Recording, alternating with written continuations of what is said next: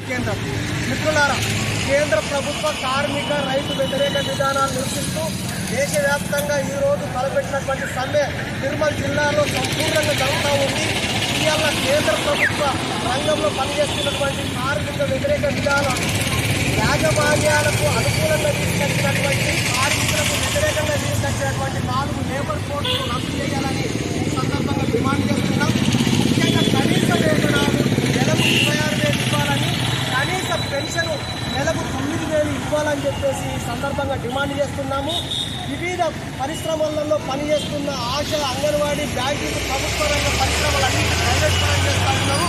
వాటిని ప్రభుత్వ పరంగా నడిపించాలని చెప్పేసి సందర్భంగా తెలియజేస్తూ ఉన్నాము.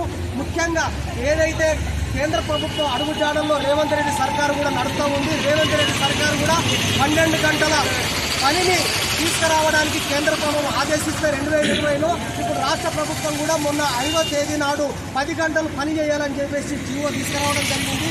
ఆ జీవోను వెంటనే రద్దు చేయాలని చెప్పేసి కార్మికుల సమస్యల పరిష్కారం కోసం వెంటనే కేంద్ర ప్రభుత్వము, రాష్ట్ర ప్రభుత్వము కార్మిక సంఘాలతోటి చర్చలు జరపాలని, లేకపోతే పెద్ద ఎత్తున భవిష్యత్తులో ఆందోళన తీవ్రంగా చేస్తామని చెప్పేసి ఈ సందర్భంగా కేంద్ర ప్రభుత్వాన్ని, రాష్ట్ర ప్రభుత్వాన్ని హెచ్చరిస్తున్నాం.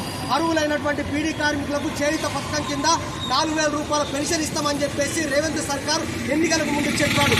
కానీ దాన్ని విస్మరించి ఇప్పటి వరకు పీడీ ప్యాకర్లు, నెలసరి ఉద్యోగులు, పీడీ కార్మికులు లక్షల మందిలో 1000 కన్నులతోటి పెన్షన్ కోసం చూస్తూ ఉన్నారు.